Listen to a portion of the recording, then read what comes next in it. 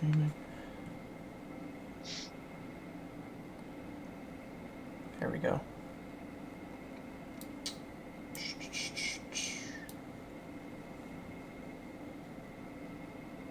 Babe, go like our live stream. Go click like button. Go click the like button. Stop showing me your nipple. Go click the like button. All right. It looks like we're live on my end. Oh. I don't know how it's looking for. It's not on my channel. It's on else. Matt's. Where do I go? Are you subbed to Matt? Yeah. Yeah, go to YouTube and go to subscriptions, and it should be right at the top then, since we're live. Oh. Yeah, yeah. Little bit of that action going on. Oh, see, I don't. Snapple. Brought to you by Snapple, made from the best stuff on earth. Oh, my fun fact is, all right. Here we go. I should get a Snapple for every live stream and start it with a Snapple real fact. We'll get sponsored so quick. Let's hear it. We got to start with real that. Fact, yeah, real fact number 956. At the deepest point in the ocean, the water pressure is equivalent to having about 50 jumbo jets piled on top of you. That was a really bleak, fun, like, real fact. Like, Yeah. here's our fun fact. We're going to tell you how you're going to die in the deepest part of the ocean. 50 jumbo jets sitting right on top of you. Just, oh, there's Beck. What up with it? Can she hear you good and everything? Can you hear both of us well? 'Cause yeah, I- I can even hear me. Can you? All right, so cool. So I guess we got a little Yeah, audio so it works. confirmation. That's a nice fan you got Yeah. going right there. All right, can you mute that though? Or turn it down? Or headset that shit? You gotta click the thumb up button. There is no thumb up button. What do you mean there's no thumb up button? What are you doing? Oh, it's because of the web chat. She's just killing me. I am so late. Killing it, Smalls. All right, cool. We're live. We're live. We are. We've made it. Awesome. We made it. We made a show. Matt, you made a show. This is. I want everybody to know right out of the gate that this show is Matt's brainchild. This is what he wanted to do. He approached me with it. This is Matt's show, and I'm just here for the ride, man. I'm here to enjoy your company and to chit chat about vape stuff. We're gonna start like this, and then hopefully it'll And then, well, I'm assuming it's gonna just. straight downward plummet, and then. All right, so I guess we'll might as well start with a little bit of what we've been vaping on. I'll let you start it out since I just saw that sweet Keen, if I'm right. All right. If we're gonna do the buffet, I'm gonna do it as quick as I can. I got the Keen, all stainless, rebirth on top, DHD sea glass nub tip. I've got the last bit of this Coastal Clouds Traveler sitting in there. I got the Wismec Luxottic BF box with the Tavino RDA on top, little flavor banger. I've got some PB and Jam strawberry in there. All right. And then I've got my Shorty X from Sub-Ohm Innovations with a Dead Rabbit SQ sitting on top, and I've got a little bit of this this black unicorn, this Uni-Dew, this Honeydew. It's pretty good. It's not bad. Now that Coastal Clouds, what's the flavor on that Coastal Clouds? The Traveler is it's quite the description. Hang on. It might not be actually on the bottle. It's a mango, lemon ice, something. Mango something, lemon Italian ice or something like that. Oh, it sounds delicious. It's pretty refreshing right now. All right, so I guess I'll start out with my favorite. I got the. What are you doing? My girlfriend's a dick. She's just making fart noises in the background. I couldn't hear him, so it could be real. That's all right. Yeah. You gotta turn it up over there. I got the Turk V2 on good old Monarch, Aspen Modco, the Carnage. Beautiful. Loving it. In that, I got some Black Unicorn, the Uni Loop. Oh yeah, my favorite cereal. Um, Another mech, still rocking the Arcless with that Passage RDA. Love Very that. nice. Inside of that, we got some of the Red's Apple, non iced, which I'm enjoying quite a bit. And lastly, shout out to my girlfriend, little anniversary gift, topside single, that Ooh, in red. Look that at that. dead goat on top. And this is actually the drip tip off of the Recurve Dual, just because. Yeah. And inside Yeah, that, why I not? got some banana. Can't really say I agree with the graphic, but whatever. And that's pretty bomb too. So, yeah, that's a little buffet. Nothing else. Not. I try and only keep like 3 setups going, because any more than that and stuff Yeah. just sits too long. Yeah, I've usually got about 3, maybe 4. If there's just something where I'm like, I really want to vape that out of that on that, Yeah. I'll set it up. But I usually have 3 going. Yeah. Usually have 3 going. It's Yeah. usually always I don't have a box, like a dual box going right now. Mhm. I have a Squonker and 2 mechs. Yeah. So Which I'm enjoying that the top side. I haven't used a squonker in a while. Like the only squonker I have is the top side dual, and then this one. I got rid of my. the only thing I'll tell you about the top side that I've noticed with my girlfriend's top side is there's 2 tiny little screws that hold that door on, and occasionally, like, one of hers will kind of undo itself, like it'll start to come out. They're Yeah. on the side. Oh yeah, I see them. Yeah, but wow, those are like And, really and baby I've had- screws. Yeah, I've had to tighten those back down. Other than that, really Jeez. no issues with the top side. I'd probably have a So, hard time trying to Just keep an find eye on them. those screws. That's all I can tell you. Dude, those screws are so tiny. I'd have a hard Yeah, time get a finding get a kit. screwdriver. I don't know if you have a kit, but I ordered this off of Amazon for like $15. Hmm. Oh, okay. Wow, And jeez. this is like the best thing ever. That's got quite the variety of heads. Oh yeah, I dude, guess is what anything, you'd say. anything at all. Yeah.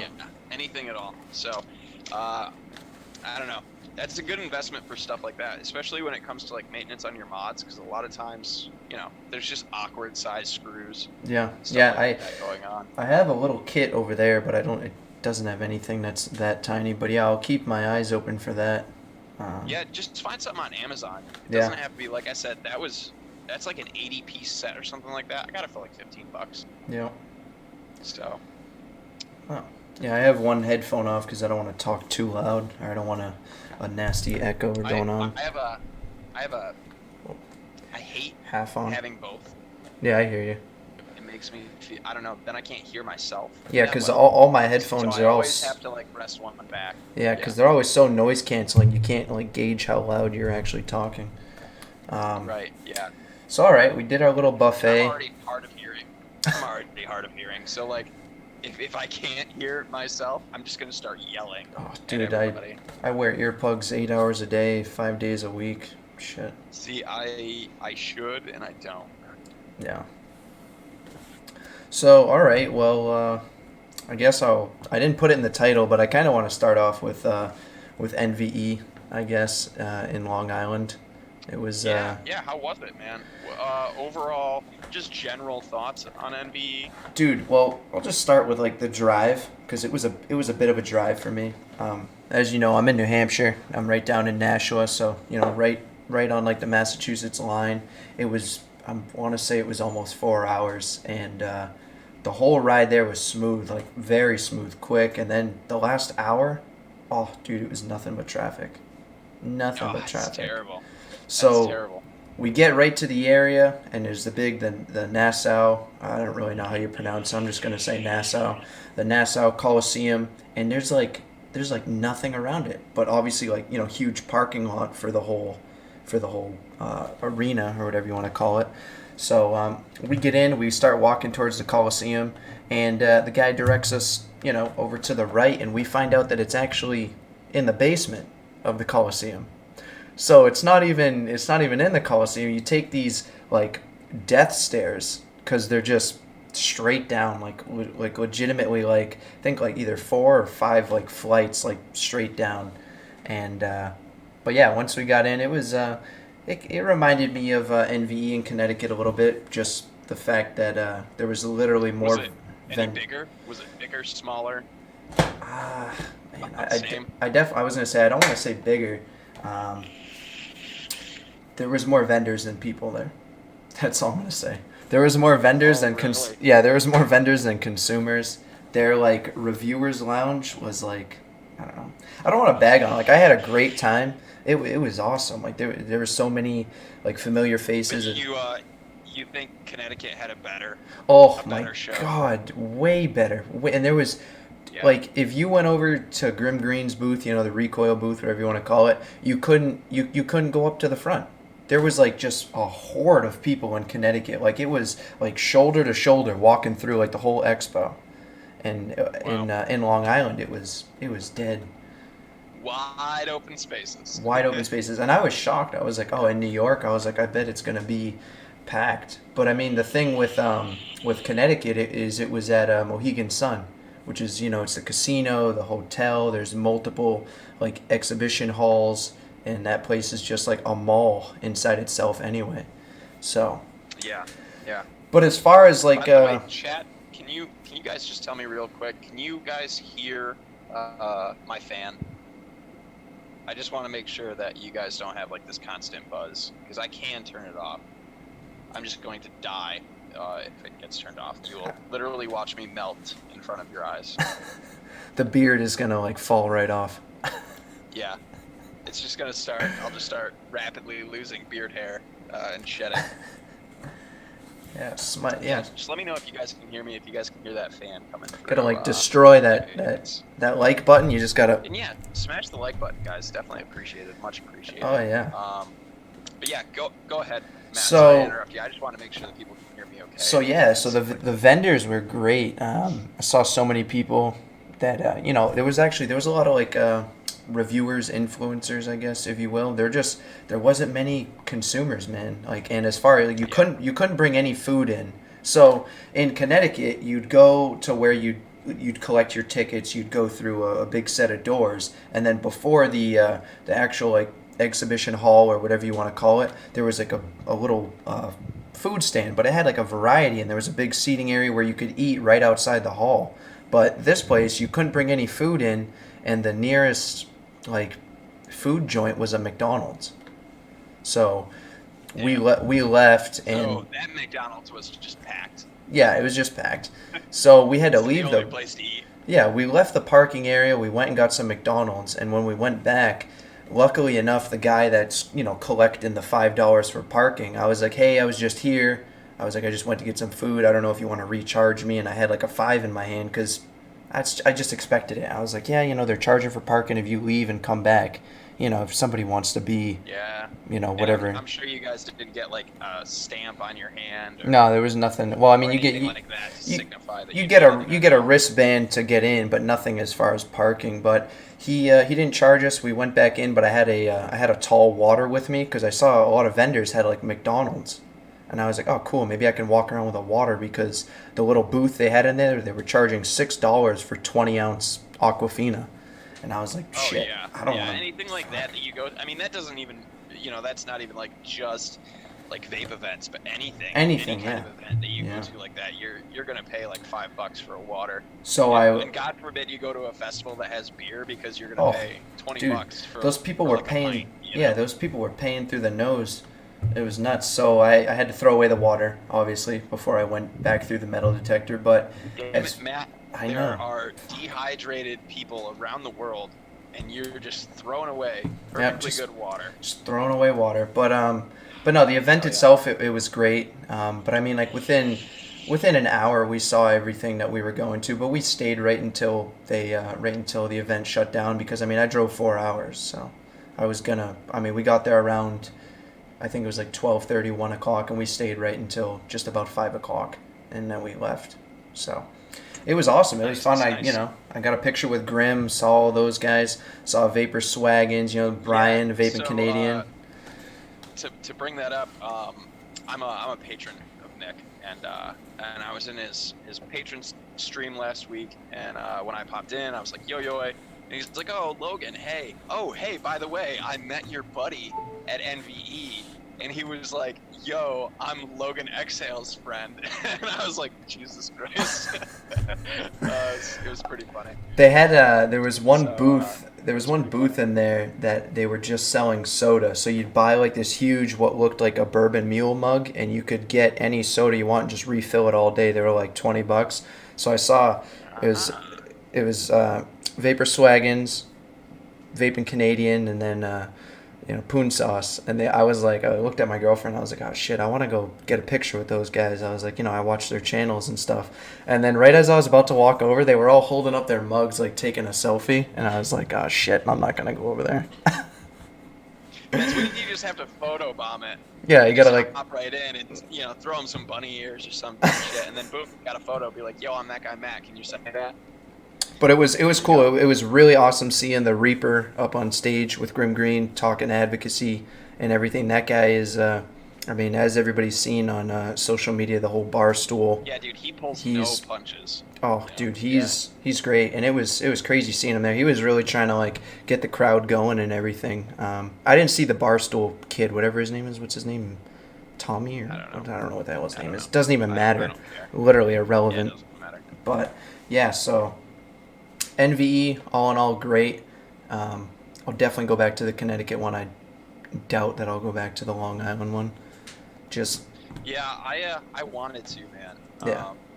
Everybody like our apartment right now, and even our room is just in shambles because we're in the middle of this huge move, and it was just a matter of timing. You know what I mean? Yeah. July, we've been working on the new house and moving literally all month, and there was no way, like timing wise, that I was going to be able to make it down there. I had offers from a lot of people that were like, "You can stay with us, let's get home, this, that, and the other thing." And, Yeah. and I originally planned on it. I actually, Domino, monochrome with Domino. Yep. Me and him were in discussion at one point of maybe splitting the cost somewhere, like an Airbnb or something like that.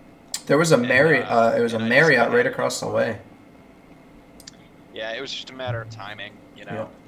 Unfortunately, this year, probably as a whole, I probably won't make it to a show, but next year for sure. If we have shows, then I plan on going. Dude, if you wanna shoot over to Connecticut when they do that again, and it's either February or March. I think it's March 21st and 22nd. I think I saw on the sign. There might be a chance. Dude, I will go halves with you on like a dope ass suite. The hotel is right upstairs from the hall, so it's like Yeah. you're done with the show, or if you want to take a break If, from the show. I mean, we could probably, double up, me and Beck, and you and your lady, and we could just split it all 4 ways. Oh hell yeah! Yeah, that would be sweet. And that one's awesome because after the show, you can go Yeah, and okay. blow all your money in the casino. I've heard Houston was really good. Yeah. Houston was really good. Yeah, Houston. That was a what was that show called? It wasn't an NVE. Was it a Vapor Showcase? Is that what it was, or was it a what do they call it? I don't know Houston what they call Showcase, I it. think Houston is what they call Showcase. it, right? Yeah, I think something like that. I think I saw some videos on that. So yeah, all in all, NVE pretty good. I guess the first little like topic I have, forgive me for reading off my phone, all my notes are on my phone, is that CNBC's Vaporized, America's cigarette Yeah, addiction. You're gonna have to give a lot of premise on that on this one because I have not seen it yet. Yeah. I know you sent me all this stuff, and my lazy good for nothing ass has not watched it yet. Yeah. So, Well, I'm sorry, everybody. I'm sorry. let's just say real busy right now. I'm for- just real busy. I'm sure you've seen bits and pieces on Twitter. I've heard a lot of discussion of it on Twitter and how just one-sided, basically the whole thing was. I'll just I'll get right to the main Right to the core. petroleum. That's what you're vaping, Yes. buddy. Petroleum. In case you didn't know, heard. petroleum. Yeah. And they rats are what we're compared to as far as the cardiovascular system I mean, we're compared to rats all the time. throughout Yeah. science regularly. Yeah. And I will stand by only one premise when it comes to rats. Rats and mice. We'll just lump them together because the world of science uses them interchangeably. Typically mice. It's a good starting off point for a lot of things because it gives us a base indicator as to how a living organism will react to something. So it is a good place to start. Rats and mice are plentiful. Yeah. Okay, we are not hurting the species by testing on mice by any means. Yep. So any humanitarians out there, I fully understand your plea. Rest assured, the species is not in any kind of danger through mice testing. It's another reason why scientists use mice regularly. But it's not a definitive answer. You can't make a claim saying this happened in mice, so therefore it will happen in humans. We are a much more complex organism, and it's a terrible argument. It's a great starting place for science. It's a great reason to move forward with testing, but it's not an endpoint. And it's just ridiculous when any scientific claim, whether it be about vaping or anything in public health, when you make a definitive claim based on what happened in a mouse, is irrelevant. It's irrelevant when we're talking about people. So obviously that little 45-minute show, documentary, I don't know, whatever you want to call it, there's a lot to try and make like points on. So I took down a lot of notes, but there's a few things I want to like kind of just like shoot the shit with you about, I guess. I pointed out how right in the beginning, within the first minute and a half, they start out by saying, modern day epidemic wrapped in brilliant marketing aimed at kids.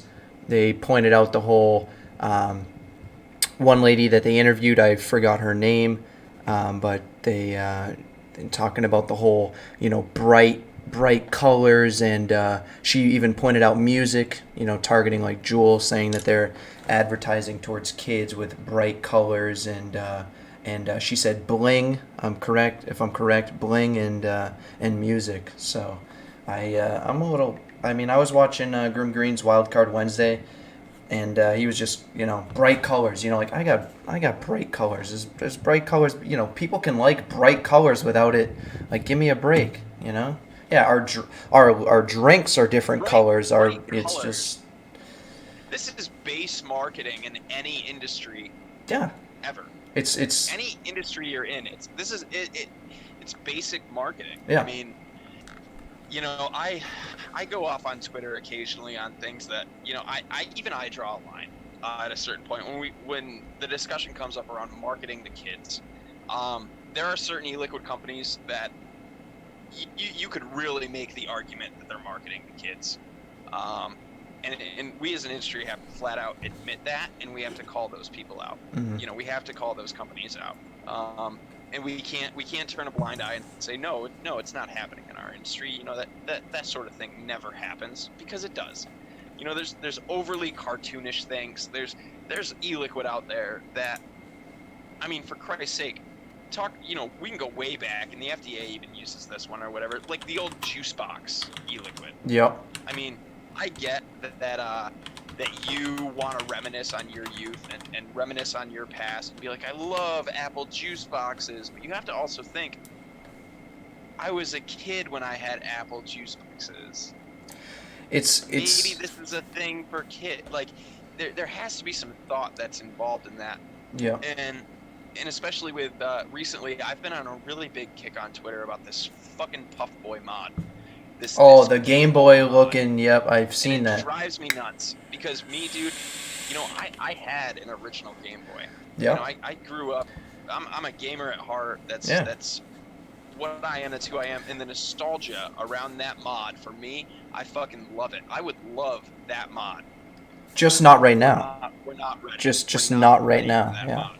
Not okay right now. Yeah. And if you don't realize that, then like if you don't realize you're that, part of the problem. Yeah, exactly. Like today, sit back and really think: is that appropriate right now, in the state of this industry and what we're under? Is it appropriate to put out a video game handheld mod? One, for starters, the battery life on that mod has to be atrocious. Like, what are you gonna play that little game? Because you can actually play something on it, I believe. I believe the screen actually works, and you can.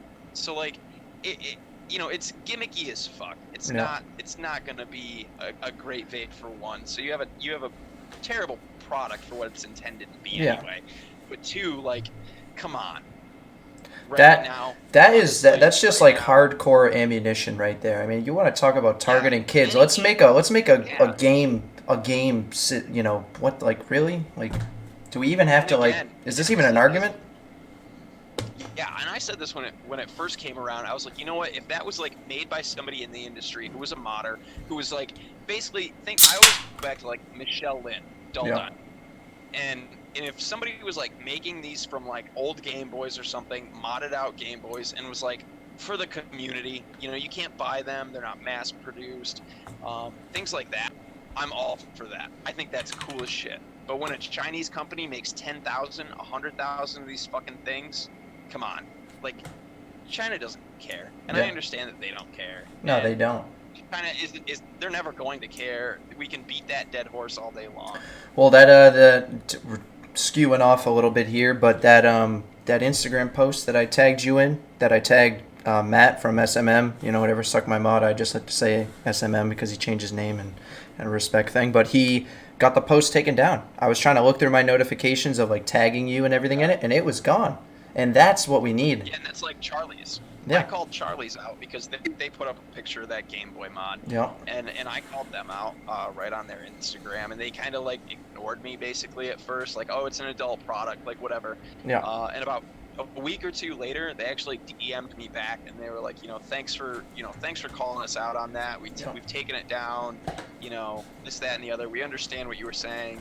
We appreciate, this, that, and the other. Yeah. And I just thought that was cool. But it's like, you guys got to have the sense to not do it in the first place. Like, yeah. We draw a fine line a lot of times between, like, do I think hand checks are okay? Yeah, dude, hand checks are dope. Like, show off your gear. I do hand checks. Everybody does hand checks. Like, it's something to be proud of, right? Like, especially for smokers, like, quit smoking. Check out the thing I'm using to not smoke. Like, that's something to be proud of. That's yeah. Thing. But when it's a product that you can make such an easy argument about marketing to kids on, even if you own it, maybe just don't flaunt it right now. Maybe now is just not the right time. Yeah. So I think personally, when products like that come out in America, in our free market, we vote with our dollars. Mm-hmm. If we don't approve a product, we don't buy it, and that's how products go away. Yeah. And so that's how we vote on something. Like, they're not going to stop making that mod. We're not going to call that company, call Puffboy or whoever and be like, stop making this Game Boy mod. Like, they're not going to. That's not going to work. The only thing that's going to work is if we as an industry and we as consumers don't buy that product. Exactly. Yeah. Because that's the only way that it happens. Yeah, because if they can sell 1 million of them, that's what they're looking for. They don't. And again, they're. So many of these companies, too, in the industry are fly-by-night companies. Yeah. You have your big established companies that do a pretty good job most of the time with marketing and things like that. But then you've got these fly-by-night smaller companies that are literally there to make as much money as they can, as quick as they can, and move on to something else. Yeah. And a lot of times those are your problematic companies. Yeah. It was like... I forget, her name is like Priscilla or something on Instagram. She's I guess what you'd call an influencer. She posted a picture today with a book of Pokemon cards, and then obviously showcasing the liquid or the mod or whatever she was using. And I so badly wanted to comment sometimes I want to get like so ranty because it's like our common sense isn't so common. You know what I mean? Like, are you absolutely kidding me? You want to show off your other stuff too, but like, why can't you post a picture of your Pokemon cards without vape gear? Yeah, just hey, this is my awesome collection. Hey, I like Pokemon cards. Here are my Pokemon cards. Just leave your fucking mod or your liquid out of it and take a different picture with that. Like, it's that simple. Nobody's saying that you can't post other things that you enjoy. Yeah. Just use a little discretion when it comes to the images that you're sharing with adult-only products. And if you're in the industry, you should know where we're at right now, and you should know like right from wrong when it comes to posting. Like, no shit, nothing is age restricted. If you want to be, 50 years old and you love anime, it doesn't mean you have to like do an Instagram story of. 30 and I love anime. Yeah, but you're not like watching Naruto or Naruto, however people say it, and then like dude, doing I'm something. I'm not posting my Goku Holding up a mod. With my mod on Yeah. Instagram all day. Like, that's dumb, dude. Yeah. It's dumb. Like, Yeah. I'll post a picture of my Goku if I want to post a picture of my Goku, and nobody's gonna say shit, but I'm not gonna do it with my fucking vape gear, dude. Like, now I have pictures, where I've taken top-down pictures of my work desk, and he's over there because he's on my windowsill. But he's not showcased. He's not in the center, Yeah, when I see, like, purposefully posed pictures with vape and, like, toys and stuff. Yeah. That's just, and I guess, maybe even then, I was thinking for a second, maybe with, like, big collector's items, like, say you have, like, take Twisted 420, for example. He's always got that big Thanos glove in the background. Yep. And that's where I guess it gets a little gray. Yeah, the line is kind of stuff like that. Yeah. If you're like taking a picture and something happens to be in the background, I just think when it's purposefully done with something that's very youth-centric, I think we need to, just kind of step back and ask ourselves if it's appropriate or not. Yep. So to get That's all. To get back to Vaporized in general, they interviewed two kids, I guess is what you call them, whatever, high schoolers. One was a senior, and I think one was a sophomore. I forget exactly, but basically, the girl she used, it was a friend or her sister's, what they described as an older, boxier mod with a tank, and apparently she wasn't too fond of it. But then her sister bought her a Juul from a gas station. Her sister went in and bought two of them, underage. Was this girl a smoker? Did they talk about that? I'm pretty sure she was not a smoker. I'm pretty sure I'm correct on that. That's always a question we need to ask. Well, yeah. These kids. Because then it turns the whole story into something else. You know what I mean? Then the whole story gets kind of. Then it becomes a matter of harm reduction. Exactly. Yeah.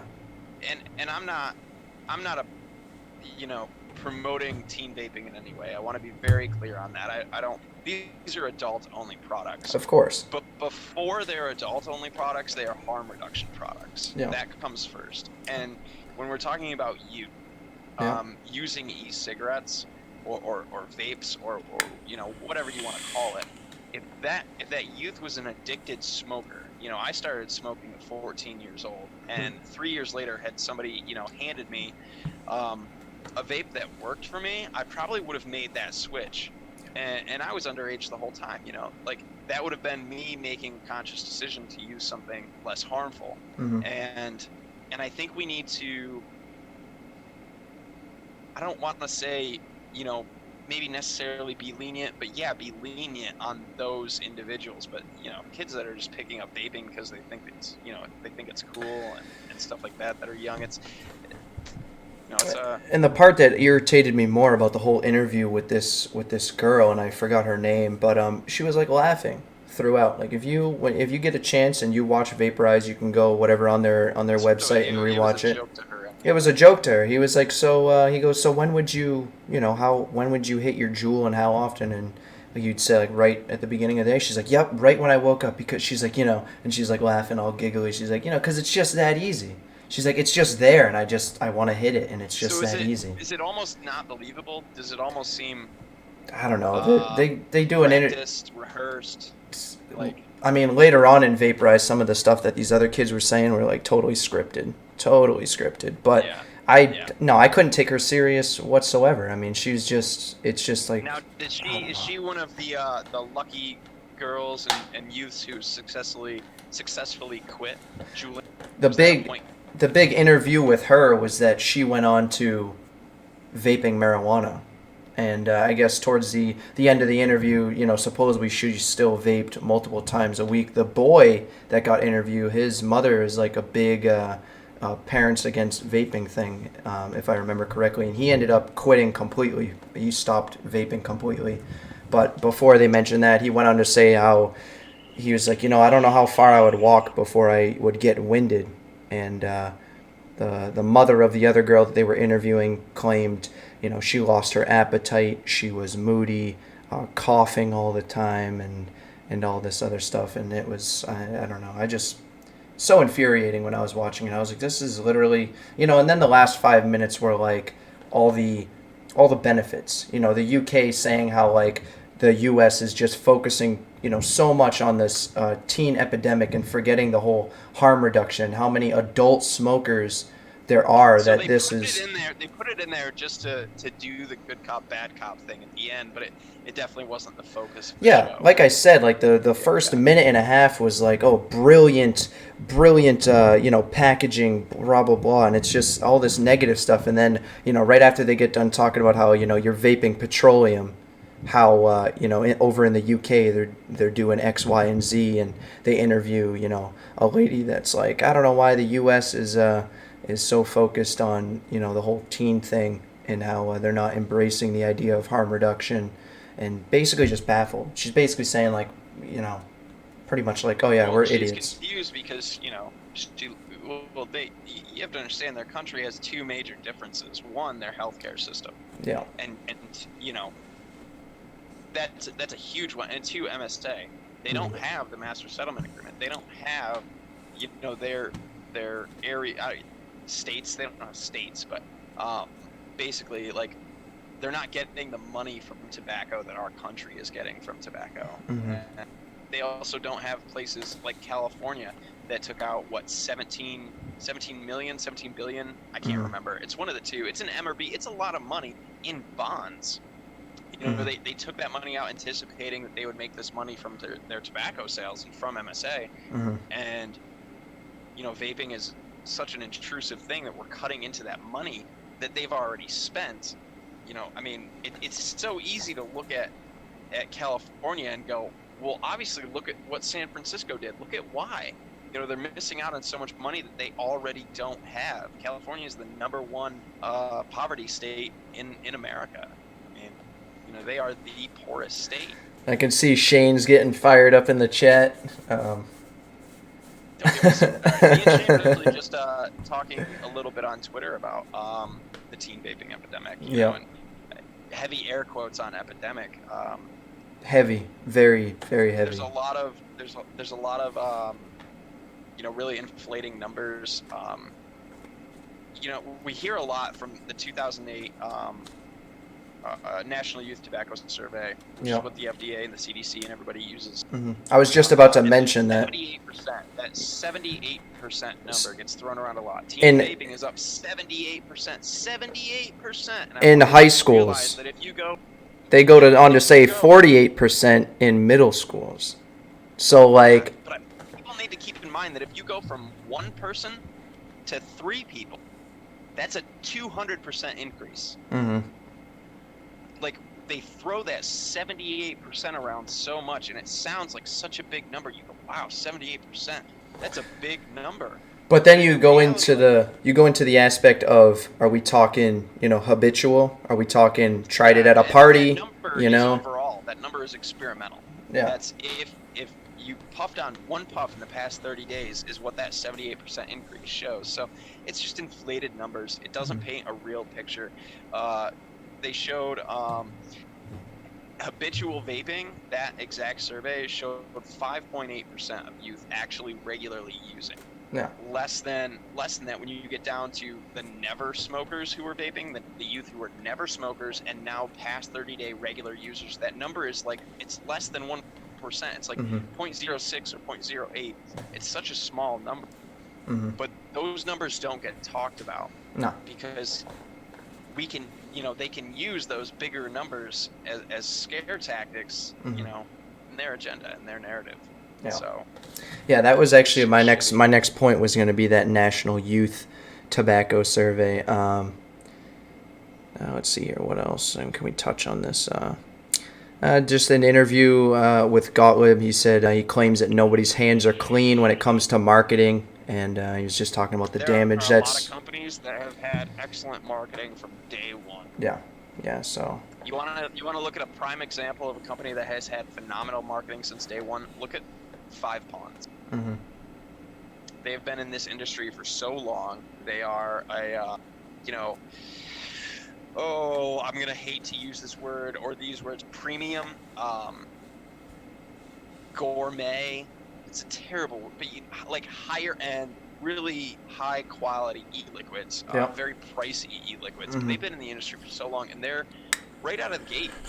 That's a company that's had excellent, and that's just to name one of hundreds that have had excellent marketing from day one. So, I mean, even look at Juul, for Christ's sake. Like, some people will argue some of their old, marketing has been really kind of questionable in the past, but it's not. They weren't flashing cartoons.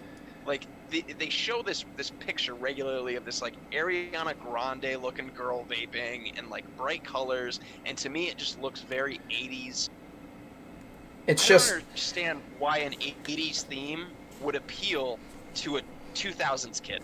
The part that just really irritated me about that whole little segment, if you will, is just how they got into the bright colors and all that, and then it practically just jumps to fucking Gottlieb saying, oh well, nobody's hands are clean in the marketing that's been going on, and it's like this lady said, she's like, Juul is targeting kids with bright colors. I'm pretty sure she literally said bling and music. Now, like, that just, dude. I've been hearing a lot more Juul advertisements on the radio recently, mm-hmm. And they're all very adult. Like, yeah. They're all very, like, today's youth is not listening to the radio. No. Let's be honest. No, I was just about to say, I don't even use the radio. I don't even use the radio. You know who listens to the radio? Probably you. Blue-collar guys like me that are out working all day in a truck that doesn't have a CD player or a jack or anything like that. What's a CD? We listen to the radio. I listen to the radio. I listen to 96.5 every single day, and I heard 3 Juul ads on it the other day. Yep. They are targeting middle-aged blue-collar workers. Yep. That's who they're targeting. That's who their marketing is going to. So as a kid, like, for Christ's sake, it's terrible. It's just terrible. It is. And Juul is just the scapegoat. Juul is just a company that rose really quickly, and they were really successful. They had the right product at the right time. They were innovative. And since then, they've just become the scapegoat. They've become that brand that everybody it's so easy for them to just be like, Juul. Juul is to blame. Juul.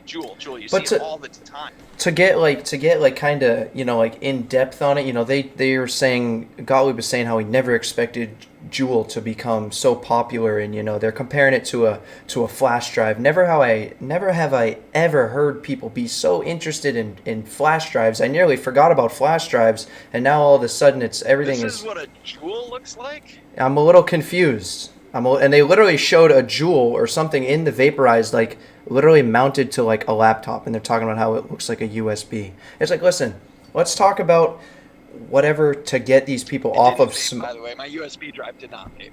Oh, that's weird, because I mean, I was pretty bummed out. I thought it would, because it's a USB drive. And it was pretty bright too. That all USB drives should vape now. Yeah, it's bright. That was quite the bright. It's probably like nicotine.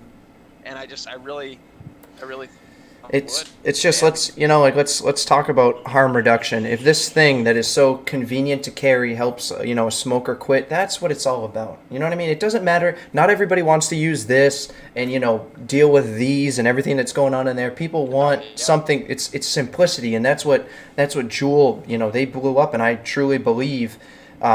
Simplicity simplicity is a big factor. I guess we can jump right into the CEO's apology and everybody that's bashing that. I personally think that it was kind of like I don't really know how to phrase this, so forgive me if it kind of rubs you the wrong way. A half-ass apology on purpose is kind of what I want to say, because it's a very intentional thing to be like, we're really sorry that your kids are using a product that wasn't intended for them. Like, he said he has a 16-year-old daughter or son, or maybe he just said kid. But, like, do you really think that, you know, that they're targeting kids. You think the CEO who has kids wants kids to vape?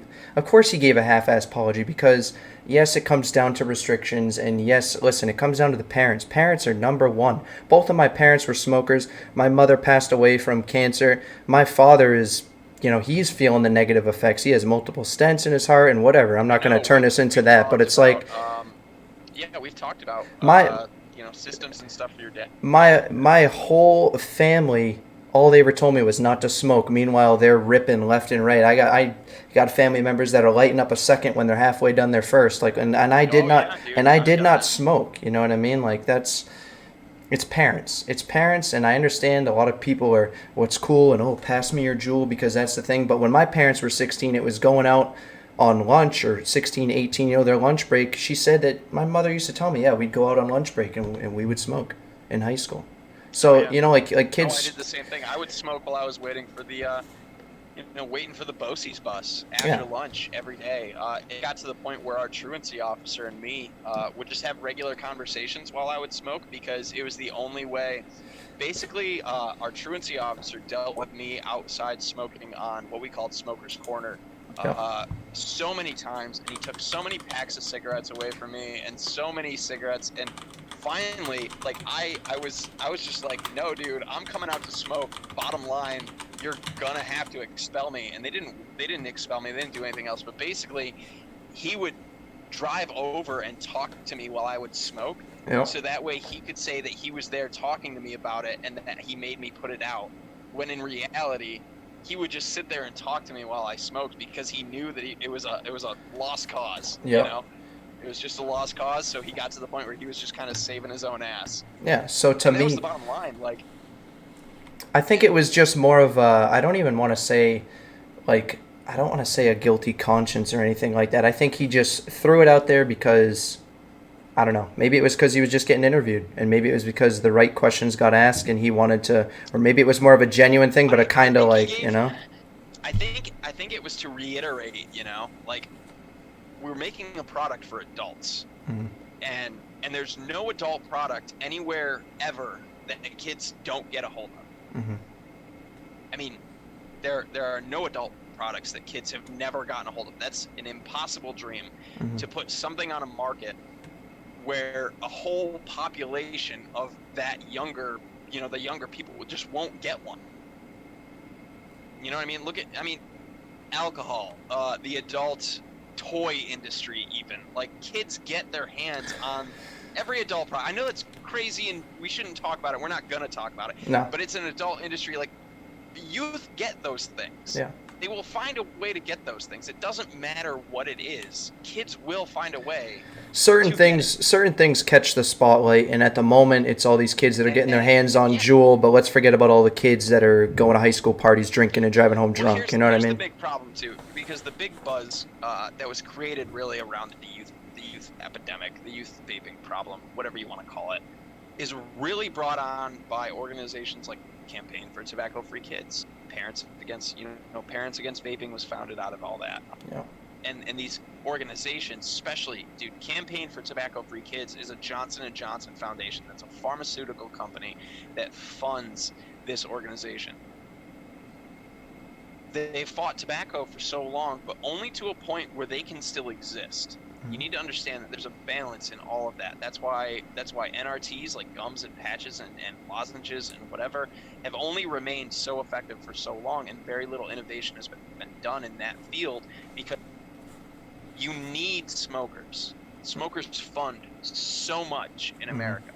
But in order to look good and in order to look like you're doing something about the problem, you need to have things that only work so well. And that maintains that balance between looking good and getting people to quit while still getting enough money to do all the things you need to do. Yeah. Campaign for Tobacco-Free Kids, instead of embracing vaping as a form of harm reduction to further go about their narrative that they're helping people, they saw that if people quit smoking, there is no more need for a campaign for tobacco-free kids. If vaping were to get rid of smoking and get rid of tobacco, their organization would be null and void. It would be gone. There would be no need for it, you know? So they're losing funding, they're losing all of that. So Yeah. you have to go against the opponent there. Yeah. And they're caught in this weird space between wanting people to quit and looking good but still getting their funding. And that's where they all come into play. As far as I'm concerned, I don't know how this whole industry and everything's going to look in 10 months, whether I know that was another topic I wanted to touch on. I don't necessarily want to jump there yet, but in the end, if it's Juul and a handful of companies, whatever is keeping people off smoking. I don't care how much these parents, parents against vaping, whatever, if however those guys want to bash Juul, if it's keeping people off smoking, you know what I mean? If I was a little older and a little more. The biggest thing about it, though, is how the PMTA process is going to affect shops, especially shops and online sales of products, because the more that you limit those products, the more that you limit places where people can buy them, then you limit the amount of smokers that have access to those products in order to quit. Yep. And so that's where having a big variety comes into play, because shops can stock a large variety so they can acquire a broader audience and maintain those sales in order to stay open to help more people. Yeah. And so when we put those restrictions in place and in this PMTA process, this whole thing's just going to just shut so many shops down, because there's going to be so many e-liquids and so many things that are going to come off the market that those shops, in order to stay open, would have to charge ridiculous prices. They will no longer be able to compete with online sales and online wholesalers and distributors, because they don't have the upkeep that a shop has, and it's going to put them all out of business. And then that in turn hurts the consumers that aren't online savvy. How many the countless number of like 60 to 80 year olds who do not, or even even 10 years younger, even 50-year-olds. I don't know, it's too much 40-year-olds, but that older generation that don't use the internet, they're the ones that go to the shops. They're the ones that really go to the shops. Yeah. Like, even in town, our shop in town, and I've heard from so many other shop owners on Twitter, a huge demographic for them is that age group, that like 55 plus senior group, because they don't use the internet. No, God, no. I work with plenty of people that are in that age range, and I can just point out my father finally got an iPhone. I've called him plenty of times, and he goes, "Oh, I didn't have your number." He never saved it. It was in like the recent calls, but because he doesn't know how. Doesn't even know how. I know guys that I work with that they don't own cell phones. They pay their bills. I joke with them. I say, "Oh, did you go get your stamps and get your bills sent out before Friday?" People go. You go down to your local this or you go down to your local that, because that's what that generation knows. You know what I mean? Yeah. So. And it's the hardest generation to reach with technology. Oh yeah, because change is the hardest thing for that generation. When you take somebody who's of that age, they don't want to change. No. A lot of them refute a lot of the technology. They don't have the patience to understand it. Yeah. And they've gone this long without it. Why do they need it now? Because they've gone down this road to this store their whole life, and why would they make a left and a right for a quicker way? Because people are just set in their ways. That's where Juul and things like Juul work, because it's so simple. I mean, you're taking somebody, especially like a 40 plus year smoker, who all they've had to do is pull that cigarette out and light it. Yeah. That's as hard as it gets.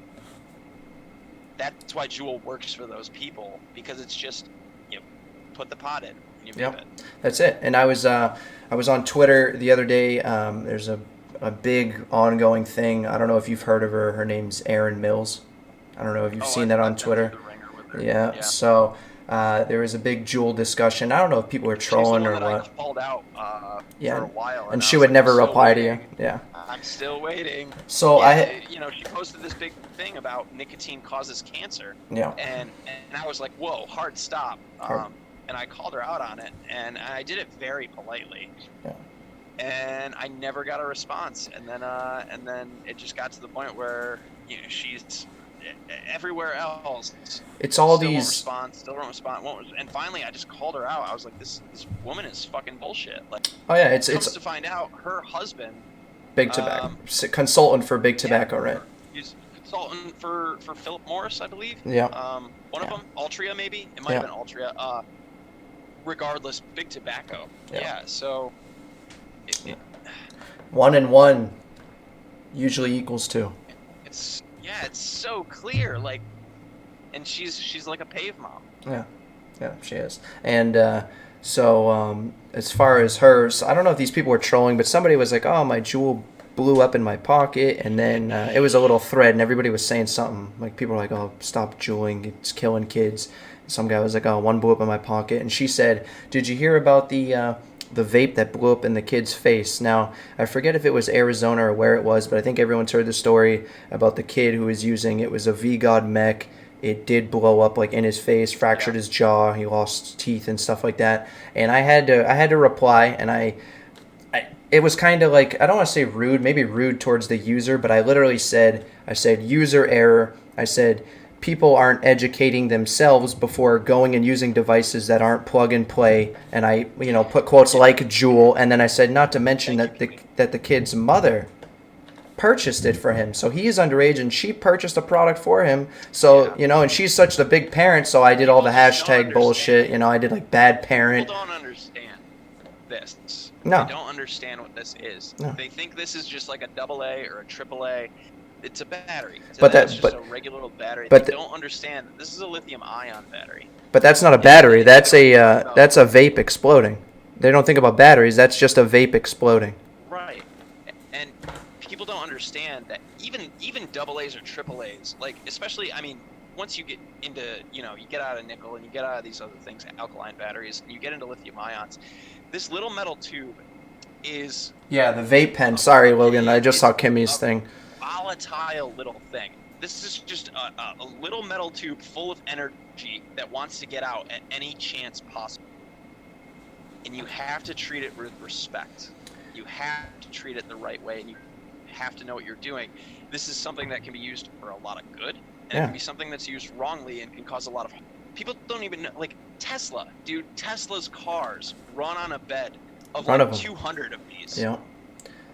Yeah. Batteries. Literally, you're below your feet. Issues used properly. Issues with batteries aren't something that's completely out of the blue. Anybody remember when phones were blowing up in people's pockets? Can we talk about batteries? I shared that a while ago to the Surgeon General when he talked about vapes exploding. I was like, did we forget when lithium-ion batteries first came into phones and they blew up against people's faces all the time? Like, what are we still using today? We're still using the same phones, the same lithium-ion batteries in them. Not the same. They've gotten better. They've improved the technology. But the lithium-ion battery in your phone is really basically the same thing as the lithium-ion battery in your vape device. It's constructed differently in order to give you different amp limits and different things like that, and give you more milliamp hours and whatnot.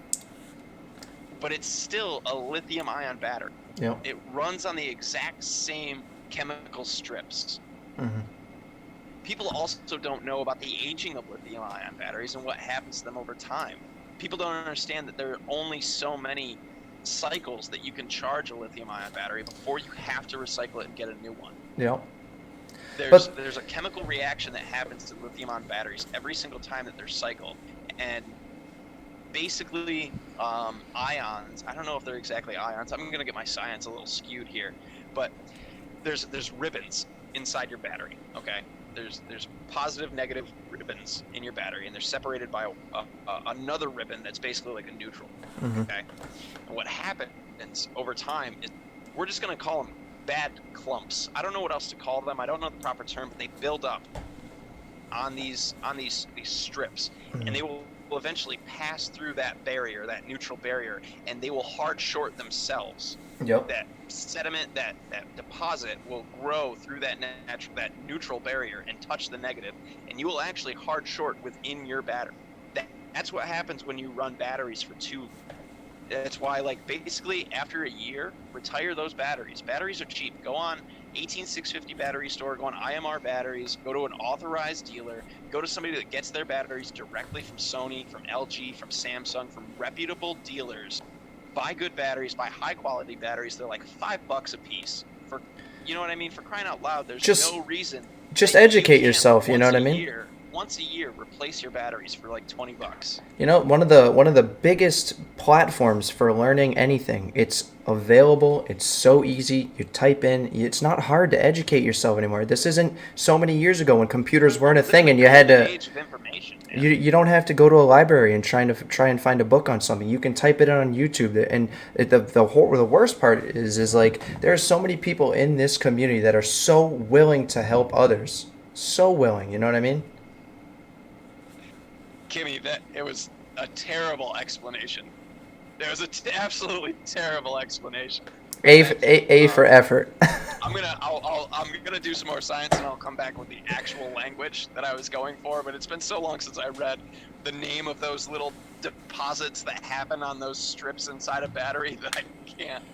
I don't know. But that's the premise of it. And eventually, yeah, you have to recycle it. You have to, and keep good battery wraps. Most shops, if you go to a shop and you walk in with a torn battery, a lot of shops will throw a new wrap on it for free.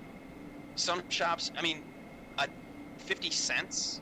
Like, a good shop is not gonna take a lot of money from you in order to keep you safe. Like, a good shop, my shop will do it for free. I'll walk in with my batteries and be like, hey, can I wrap my own batteries now? But prior to that, I would go in, I would just bring them in for free. They would do it. Yeah. Some places are kind enough when you order things, you end up getting, you get a couple battery wraps. You know what I mean? Every time I get like a sample. Yes, Kimmy, with mech batteries, if you're using batteries that are regularly dedicated to mechs, like all of my Samsung 30Ts are dedicated to, running in a mech. And if you get arcing really bad, you start to notice, especially with older mechs, if you're noticing denting on your batteries from plungers, your contacts coming up and smashing on that battery. Always run your batteries positive side up in a mech. If you have a bottom button mech, always run your batteries positive side up. I don't care what anybody says about battery venting or whatever. Just run them positive side up, especially if you have something. Let's just tear apart my sub-ohm innovations Shorty X really quick. Here's a good example. This guy right here, I don't know if it's gonna focus. See that? It comes up and it pushes up against my battery, right? When you're looking at a battery and you've got a positive side, this little tab right here, this positive contact, will dent so much easier than this massive, big, solid negative piece. Okay? So you would run it positive side up because the likelihood of you denting this is much less than the likelihood of you denting this. And if you dent this to the point where, you could end up with a hard short from that dent, from that positive pin, smushing in and pushing up against your outer negative wall, you could hard short right there. Run your batteries positive side up. People say, oh, well, a battery is going to vent from the positive side because it's the weakest point. If you're so worried about that, then you need to be taking those other precautionary steps to prevent it ahead of time. It's just that simple. Yeah, you heard it first. Battery safety with yours truly, Logan Exhales. Yeah, thank you, Kimmy. So I try to be knowledgeable on this. I try to share this stuff with people because it's the little things that people don't know. No, yeah, that are really gonna get you. Yeah. And that yes, there's a lot to it. Yes, there's a lot to learn, but there's also plenty of devices out there that you don't have to know much of anything to use. But when you start getting into the hobbyist side of things, when you start moving into box mods, unregulated mods, especially mechanicals, if that's the route that you're going to take, that you want to do, you have to educate yourself. You have to learn Ohm's law. There's one formula that you have to learn. We make Ohm's law sound like this big deal all the time in the vaping community. It drives me nuts. There's one formula that you have to learn. You have to know that your batteries are 4.2 volts fully charged. Always use 4.2. Don't use 3.8. Don't use 4. Use 4.2. When you build on something with an ohm reader, build on a regulated device, and then you divide 4.2 by whatever your resistance is. That number is your amps. It's that simple. You have to know what your batteries are rated for. Don't push that number. Don't go past that number. Yep. And you're fine. It's one formula, and then you just have to know what your batteries are rated. And if you're buying from reputable sources, you'll find out right on that site. Yep. And if you're still confused, battery mooch. I was just about to say, if you want to know good batteries, battery mooch, you know. So Battery mooch is the man, and we are very, I hate the term, but we're blessed. we are to have battery beyond. mooch. Oh yeah. Yeah. So Absolutely. I guess if you're good there, next thing I definitely want to touch. I see we already been going for an hour. Time flies when you're having fun. I want to touch. You and me we're chatterboxes. We are. I am the most. I'm sorry. No, I'm sorry. You're knowledgeable, man. I love it. So, Ventura, California. Have you heard about Ventura? I did not make it to that point in your notes. That's all right. It's okay. If I remember, is Ventura the next in line to follow San Francisco? Is this the pretty much? Yep. So they haven't trying to go the same route? Yep, they're trying to. Hills, I believe, is also on that same trajectory towards bullshit town. Yeah. So they were having an ordinance to. They also want to ban online sales and prohibit tobacco retail licenses from being issued within 1,000 feet of schools, and current tobacco licenses in those zones would be rendered non-transferable. And another little quick fact from that article was that some retailers only found out the night before that ordinance was being held. From what I saw in the article. You're just forcing businesses to close, and it makes you wonder if that 1,000 feet number was planned according to them conducting research as to where those shops were and how many of them there were. Yep. Because a lot of places you see like 500 feet. 500 feet is a pretty standard thing that I see as far as you can't have liquor stores in a lot of places or any alcohol sales or anything like that within 500 feet of schools. 500 feet I see a lot. The 1,000 feet thing makes me question their intention there, and it's kind of like, oh well, they have 3 shops within 1,000 feet of these schools, let's make it 1,000. Yeah, it makes you. I was gonna say it makes you think if there's a further agenda on adjusting the footage or whatever. It makes me curious how many shops are within, 1,000 feet of a school, and it's all about the. I don't know. I guess it's all about the area and stuff too. If you got a school that's in a popular area, you know what I mean. I don't know. It's almost like they're trying to suggest that people are opening these stores near schools on purpose. It's like they're trying to gain ammunition for the whole towards kids thing. You know what I mean? But that's ridiculous because it's like they're just a business looking for a storefront that they can afford. Yeah. And if that storefront happens to be 965 feet from a school. Yep. Come on. Yeah. It's in a world where real estate is a hot commodity. It's gonna happen, man. Yeah. Should it? Maybe not. I think everybody can agree with the real Slim Shady in the chat. Should we have vape shops right next door to an elementary school? No. No. Even I'll say no. You can't have a. You wouldn't put an adult toy shop next to an elementary school, would you? No, but when you put a liquor store next, no, you wouldn't. But that's where you have to say like, what's a reasonable amount of feet, and a lot of areas, at least with alcohol, as far as I know, follow a 500 feet rule. Yeah, what I was gonna say was like when you want to start getting into the whole like footage idea, and let's talk 500 feet or let's talk 1,000 feet. To me, it's kind of gray because it depends on like the area, like you were saying, like what's affordable and that sort of thing. So, to jump back into Vaporized, I'm pretty sure it was a kid that they interviewed in West Virginia, I want to say. Where they were saying 1/3 of the kids live below the poverty line. They went on to say, there's no Target, there's no Starbucks, but guess what's at every gas station? Jewel. And Yeah, but when it comes to adult vapors, the impoverished community is one of the largest demographic of smokers. Like, cigarettes affect the poorer communities so much heavier than they do any other communities. Why? Because these people are poor, they're suffering, their lives suck what are they going to do? They're going to look for an escape, and they're going to look for one they can afford that's legal, and that's going to come in the form of tobacco cigarettes. And that's why those communities are so heavily affected, because their lives suck. They're so stressed. These people are just looking for stress relief, so what do? They smoke. And that's their So outlet. what can you That's do their to outlet. help those communities? You could put Juul on those fucking shelves where they're buying their Marlboro Reds, and you can help those people. But then they say, oh, well, these communities are targeting the poor.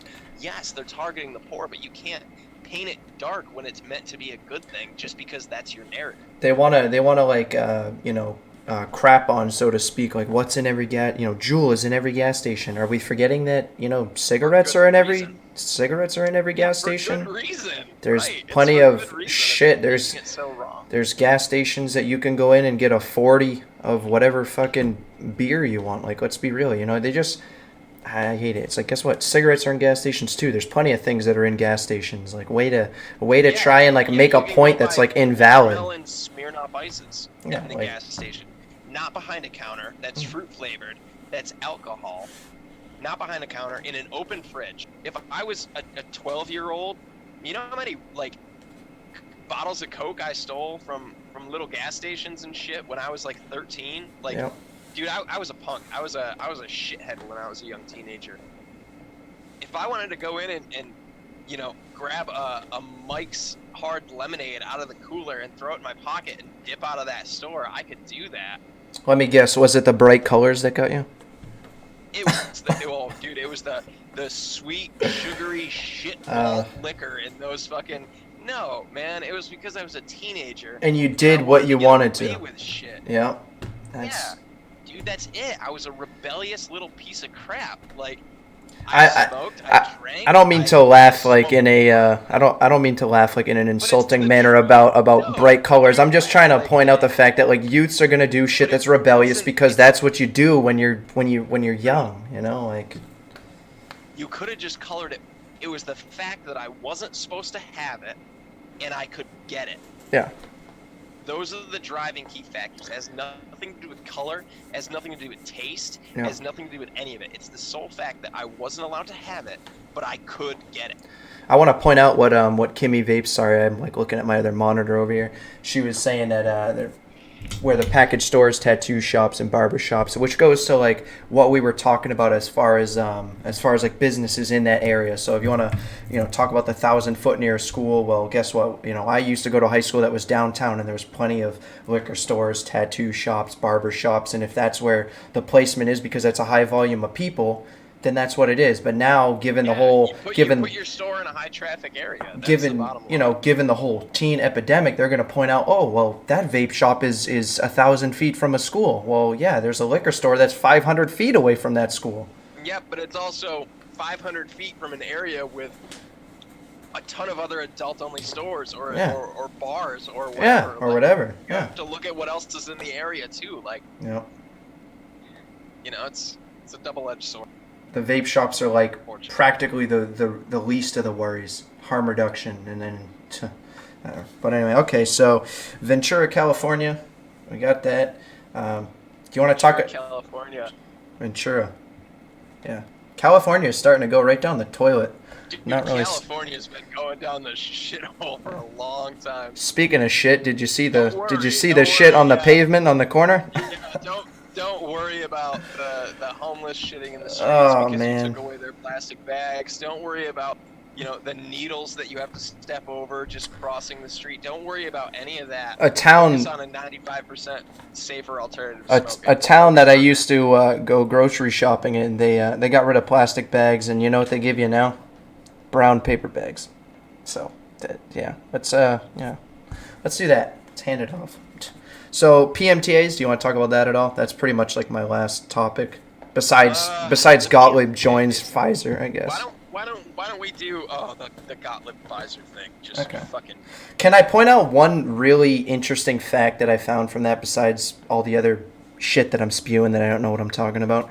I want to point out that You gonna talk about Chantix? No, not that. We can talk about that too. I was just going to point out that this article that I read, it said that in the last 38 years, every FDA commissioner has moved on to, a pharma thing besides one, David Kessler.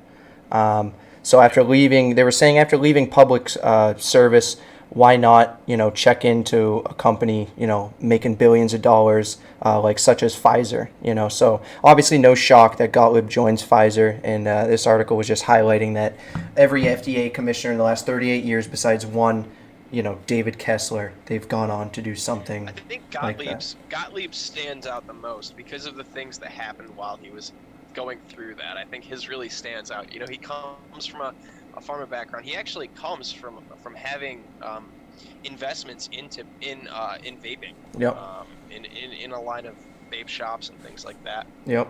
And that's why we had the White Knight or whatever to start with Gottlieb, and the quote that everybody has, if we switch every adult smoker fully over to e-cigarettes, substantial impact on public health. That quote, all that comes from kind of the beginning of Scott Gottlieb's little reign, and he did. He came from what we had hoped for in the industry, as a good background, as an understanding of harm reduction in this product.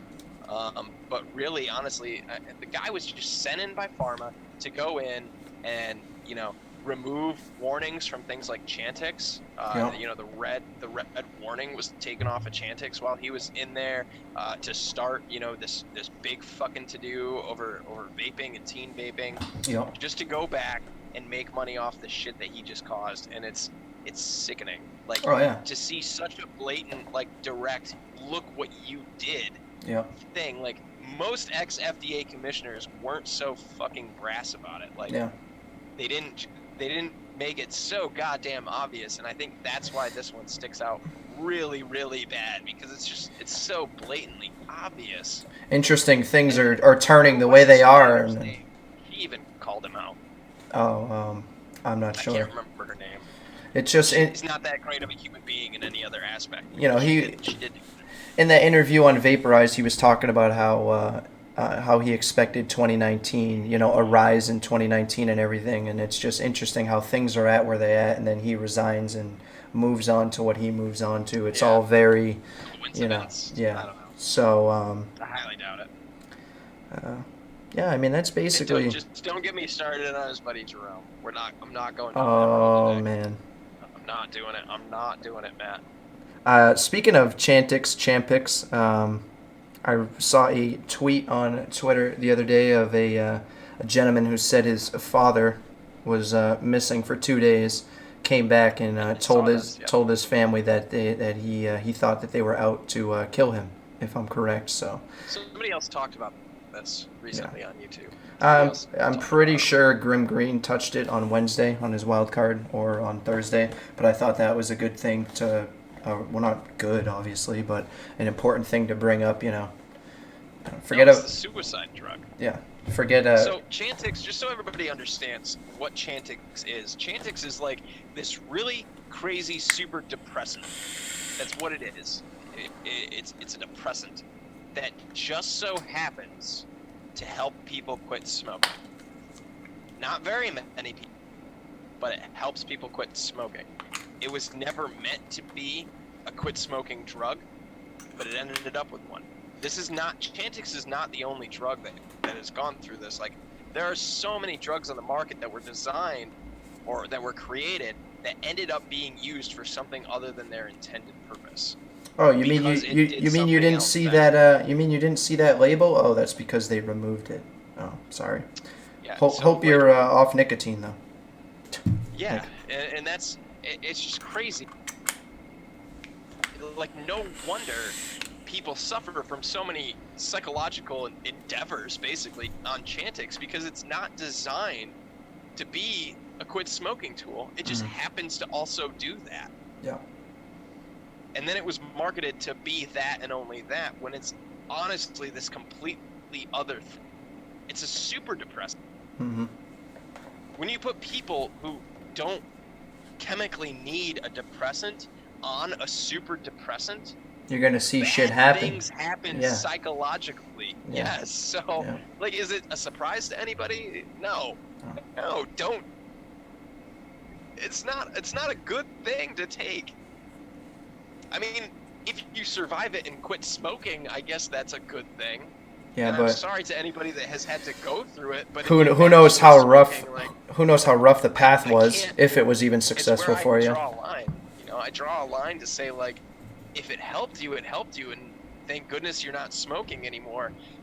But there was such a better way. There's a whole plethora of better ways. Isn't than that drug. I think what the real Slim Shady is that not like the same situation that the UK is in? They're very constricted on advertisement Oh, and yeah. and labels and such. The TPD is a very complicated laundry list of regulation.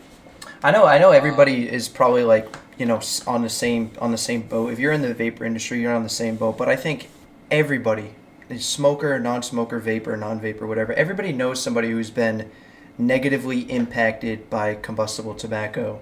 My mother had a stroke. She went on 2 years and then she died from cancer. My girlfriend's father had a stroke. Luckily, he's still alive, but his left side is impaired and such. And it's just everybody knows somebody who's affected negatively. So it's like, I understand kids are important. Yes, kids are very important, but can we not forget about harm reduction? Because there's so many people, so many families, and so many kids that are going to be affected if like vaping starts to, quote unquote, like disappear with all the banning, all the restrictions. People are going to go back to tobacco. And I hate to get on like a rant here, but I saw a tweet that was like, yeah, if you're hate to say it, but if you're smart, you'd start investing in tobacco stocks because the way things are headed, a lot of people are going to go back to smoking, and it's just it's sickening to see. I mean, Logan, you know my position. I'm not the cliche story 10-year smoker went vapor. I'm doing this because my mother passed away, and I know plenty of people that are all the negative effects, and that's what I'm here for. And it's beyond mind-blowing. It's beyond hard stuck 60 70-year-old politicians, whatever you want to call it. It's ridiculous. This can save lives, and I'm gonna stop there. Yeah. I'm gonna stop there. I've had family that's been affected by tobacco. I was a smoker for 11 years. I started smoking like right at 14, like right after my birthday. I turned 14. I was like, I'm gonna smoke, and I found a million ways to get it, and I tried to quit. As teens do. Story, Might I point out, yeah, teens find ways to get anything. Dude, it doesn't matter. I drank, I did drugs, I smoked cigarettes, all illegally, all underage, like all restricted products, all things are. It's just and some literally just blatantly illegal. Yeah. Like, well, but so people find their tell me ways. that age restrictions and these things will stop the youth from getting them. No. It'll never stop it. Will it make it a lot better? Because maybe there are some shot. Will it make it harder? Yeah, it'll make it harder. Of course. It's never going to go away. But, you know what I mean? You can get like percentages where you want to see them. Yeah, to think that you'll ever have the youth population not using any adult products is a case of pure insanity. Yeah. If you believe that. Yeah. And to think that by regulating these products into the ground that vaping will just go away. Vaping is literally consisted of nothing but legal products. Yeah, I'm gonna point out what Ricky said in the chat. It is. It's cancer money. It is, and that's what it is. Because guess what? When you get a smoking related illness, you need X, Y, and Z from this doctor, that pharmacy, or whatever, and it's a big fucking circle. It's a big circle between government, fucking big tobacco, and big pharma, and it's fucking sickening. It is. Yeah. It really is. Yeah, pharma controls our government. Yeah. And I know that sounds like a real tinfoil hat thing to say, but that funding is very real, and money talks. Oh, it does. Money talks. Yeah. That's the bottom line. And yeah, pharma runs our government, hands down. Bottom line. And there's no money in curing people. That's why we don't cure people. There's money in treating people. Yeah. I'm gonna go on like a 2-hour soapbox. It's it's We'll it, save. it's We'll it's save got Pharma and Jerome Adams and that whole bullshit for another week. for another time. It's gotten a little negative, but like everybody just needs to, as everybody's saying, everybody needs to do your part, whether it be in this form or in that form. If you can't, go to these hearings and such, just sign up for everything you can. Sign up for CASA. Do what you can on Yes. social media if that's what it's about. Spread it to people who aren't on social media. I'm trying to get my dad off of cigarettes right now, and he tried to tell me the other day, he's like, well, what's the point? My uncle recently passed away, so my dad was a bit down, and he's, well, what's the point? At this point, what's the point? And I said, there's a lot. I said, You should say, I'm the point. there's plenty of points. Yeah, It's exactly what you should say. You should say, I'm So I'm it's your just, son, and I want you here. Yeah. That's what, you know what I mean? so it's just, that's what I would say. things are rough for vaping right now, but like everybody has said, it's never going away. Is it going to get tight and constricted? Yeah, probably, but it's never going to go away because you can't run from science forever. There's plenty of meatheads, but there's going to be a few people with real facts that are going to get through, that are getting through, and it won't disappear completely. And if that means Juul, hey, if it's keeping people off cigarettes, I don't care what it is. That's a good end note right there. It doesn't matter what, like everybody says, it doesn't matter what you're vaping, as long as you're off cigarettes, you're living another day, another month, another year. The sooner you get off, it's more time on your hourglass or whatever saying you want to come up with. You know what I mean? So, but that's pretty much where I'm at. I don't know if you got anything else you want to mention in the end here, or if you're good. No, that last soapbox of yours covered it all. Can I get some cheese for my wine? But no, I definitely want to say thank you to everybody who came out. Thank you, Kimmy Vapes, for sharing it where you did, and I appreciate everybody in the chat. Throwing down questions and what you had to say. Yeah, absolutely. That's the last thing that we want. And I've said it from the beginning that this whole gateway thing that they've claimed they're creating. They're gonna turn right around after all these kids who can't get access to their Juuls that they've been getting access to. They're gonna turn it right around after those kids decide, well, maybe I'll just smoke. They wouldn't have smoked prior because they had this other thing, but now they might consider it in order to get the nicotine that they're after. Hey, I can't get my Juul. I can't get my Juul, but I'm addicted to nicotine. So if I can't, a percentage of them won't. Yeah.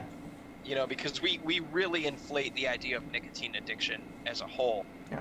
And some of them won't. Some of them will just go, well, I guess I can't do that. But some of them will, and but some of them will. And then that's important. Around, they're going to say, that generation, they're going to go, see, we told you these vapes hook those kids, and they went on to tobacco. Well, yeah, because you took away their vapes. Yeah, exactly. So. It's, I don't know. Either way. All right, well, I think I'm good ending there. Like we were already saying, thank you to everybody who came out. We really appreciate it. Yeah. Matt, do you wanna pimp out yourself here on the way out? Do you wanna? Where can people find you? You can find me on all the social media platforms. I think I've had our little Twitter and Instagram handles running. So if you've seen those, Logan, yeah, you do. Logan and I are both on that. You can check me out on YouTube. Obviously, already here. So if you're interested in any of that, we're here. Hit subscribe, hit like. Yeah. Everybody, if you haven't met so, please subscribe to him and hit like if you haven't done this that this was a first show. It's kind of a little rough around the edges. I'm glad we hit the topics we got and everything. And I just eventually we will have shows that aren't so depressing. Yeah, I was gonna say sorry if it got a little down there, a little ranty, a little this, but it's a little bit of variety, which is awesome. You know what I mean? We hit some low points. It's still, it was great. So Logan, if you want to shout yourself out, I know like I said, I got those little banners going. Follow my Instagram.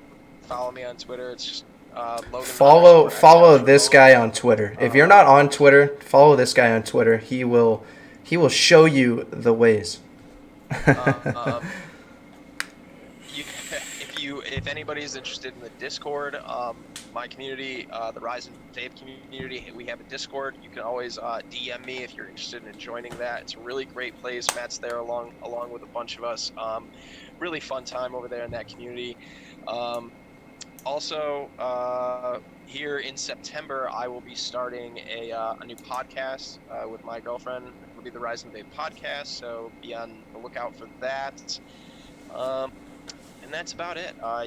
if you're really interested, you can find me on Patreon, patreon.com/LoganXLs. Yep. That's all I've got. We've got cool merch too. We've got stickers and coffee cups. Rise and Vape. It's awesome. Yeah. That's all So I've got. Yep, That's my shameless plug. the Discord is an awesome place. Definitely, I know he mentioned that. Check that out. If you're interested I in love the Discord. if you're interested in what you can do as far as advocacy, I should have a bunch of links in the description, CASA and all the other ones. Check that out. Absolutely. And I guess just a final thank you. Logan, stick around. We'll shoot the shit for a second. And have a good night, guys. We'll be here. We should be here next week unless anything changes. Thanks again. I'm available next Saturday night, so all right. as far as I know, we'll be here. Thanks, everybody. Much Thanks, love to guys. you guys. Take care. Bye-bye.